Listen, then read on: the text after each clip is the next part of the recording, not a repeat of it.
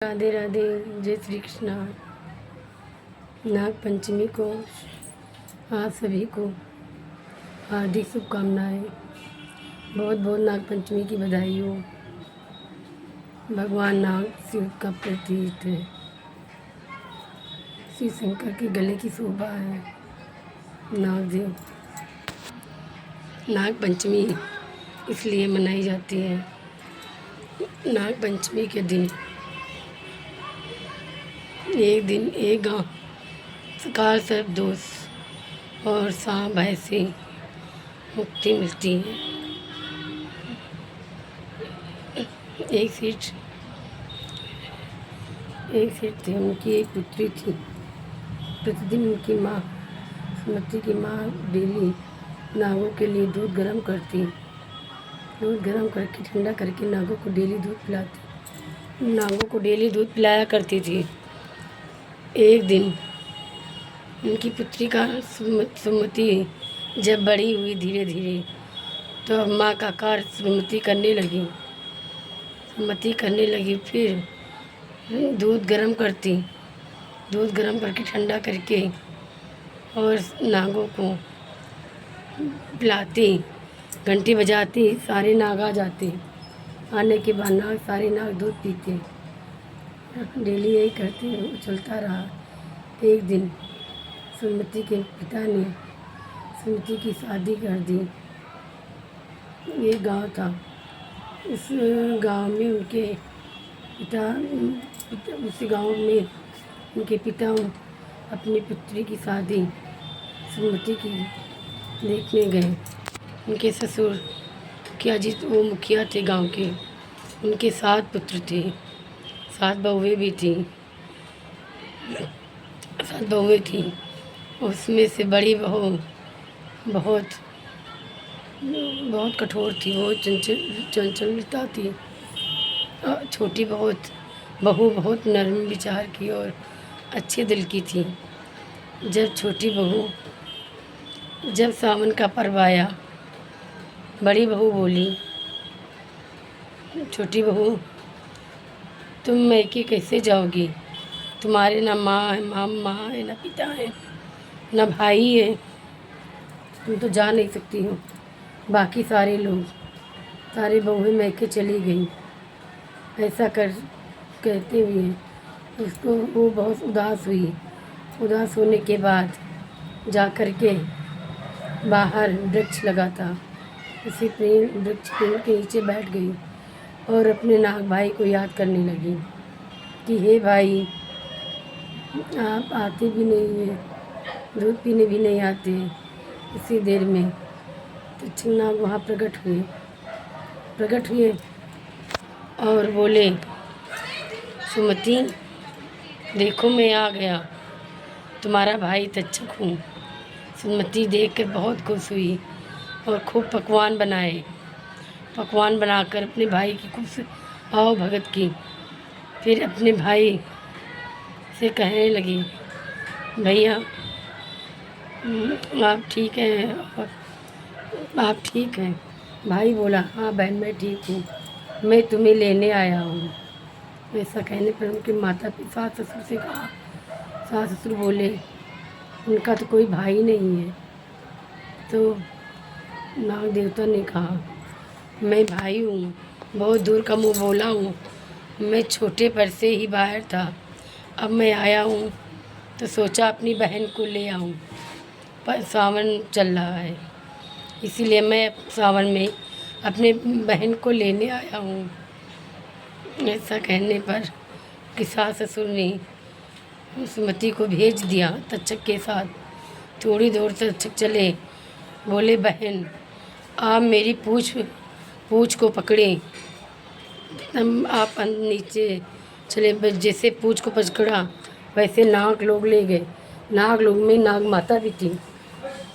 नाग माता से कहा, नाग माता ये मेरी बहन है। नाग माता बहुत खुश हुई। नाग माता बहुत ज़्यादा खुश हुई और कहा कि तक्षक ठीक है, तुम्हारी बहन है।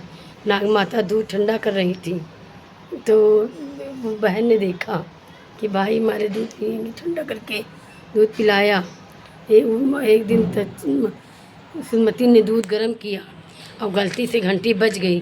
घंटी बजते ही सारे सर्प आकर दूध पीने लगे। जैसे दूध पिया वैसे उन दोनों सब सारे सर्पों का मुंह जलने लगा। जब मुंह जलने लगा तो दोनों सर्प परेशान हो गए। बोले मैं आज काट लूँगा, मेरा मुंह जल गया है। माँ ने कहा नहीं बेटा, तुम मत मत ऐसा करना, वो तुम्हारी बहन है। और सुमति घबरा गई। सुमति कहने लगी कि अब बहुत दिन हो गए, मुझे घर पे चलना चाहिए। नाग माता ने कहा ठीक बहन, ठीक बेटी, तुम जा सकती हो। ऐसा कहने पर तक्षक ने अपनी बहन को सुमति को विदा लेकर निकले। खूब हीरा मोती जवाहरात, खूब सोना चांदी दिया और लेकर के आई। ये सब देखकर उनकी बड़ी बड़ी जेठानी को सब अच्छा नहीं लगा। वो मारे झर्स गई और कहने लगी इतना सोना चांदी तुम्हारे भाई ने दिया, एक सोने का झाड़ू भी दे देते। तो कहा, फिर वो अपने भाई को मनी मन याद किया उसने। उसके भाई ने सोने की झाड़ू दी। झाड़ू लेकर के जब सुमति को देखा तो ईसा से और जल उठी। जब दोबारा सावन का पर्व आया तो जो बाकी बचे हुए थे भाई सारे आए। बोले आज मैं इस बहन को डस लूँगा, ये मेरी बहन नहीं है। तो कहा मैं डस लूँगा। सुमति बोली, सुमति को पता था कि मेरे भाई ज़रूर आएंगे। सुमति ने खूब पकवान बनाए, ठंडा दूध कर कटोरी में भर के घर के बाहर रखा, रंगोली बनाई, फूलों की वर्षा की। जैसे नाग डसने के लिए आए, सुमति ने खूब स्वागत किया और फूलों की बारिश की। जब फूलों की बारिश देखा, नागों ने बोले नहीं, ये सचमुच में मेरी बहन है।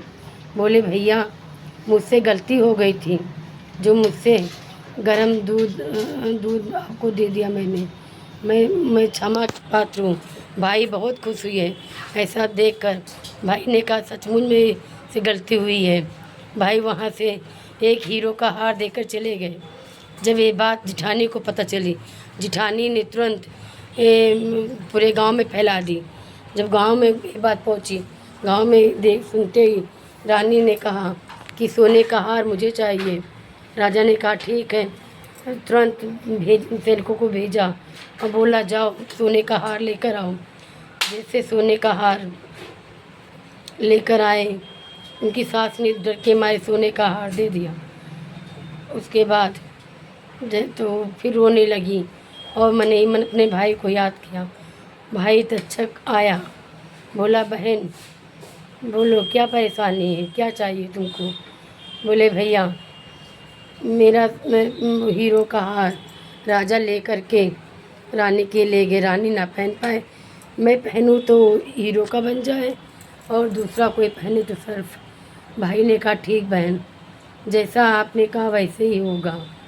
और बहन भाई कहने लगा ठीक।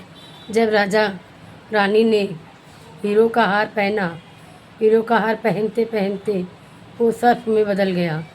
रानी ने देखा तो वो चिल्लाने लगी, कहा राजा ये तो कोई जादू टोना है, मैंने जैसे पहना हीरो का हार ये सर्प में बदल गया।